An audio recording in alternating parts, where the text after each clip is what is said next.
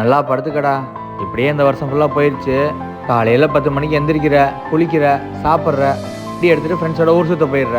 இப்படியே எத்தனை நாள் தான் உட்காந்து சாப்பிடலாம்னு நினச்சிக்கிட்டு இருக்க? நீங்க பாருண்ணே, உன் இஷ்டத்துக்கு பேசாத. நான் சும்மா சுத்திட்டு உனக்கு தெரியுமா? வேலை தேடுற கஷ்டம் எனக்கு மட்டும் தான் தெரியும். இப்ப என்ன புதுசா சொல்ல போற? நீ என்னை கஷ்டப்பட்டு படிக்க வச்ச, அதானே? இப்ப என்ன, நான் சம்பாதிச்சும் உன்கிட்ட கொடுக்கணும். நீ கடன் குத்தோ, நான் கடன்காரன், அவ்வளவுதானே? நல்லா பேசுகிறடா. உன்னை படிக்க வச்சதுக்கு இதை கற்றுக்கிட்ட.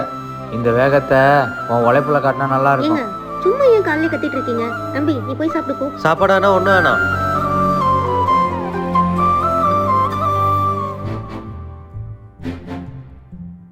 ஏங்க இப்படி அவன் மனசு கஷ்டப்படுத்துற மாதிரி பேசுறீங்க? அவன் கஷ்டப்பட்டு வேலை தேடுறான்னு எனக்கும் தெரியும். அவன் வாழ்க்கையில் பெருசாக வந்துடணும்டி.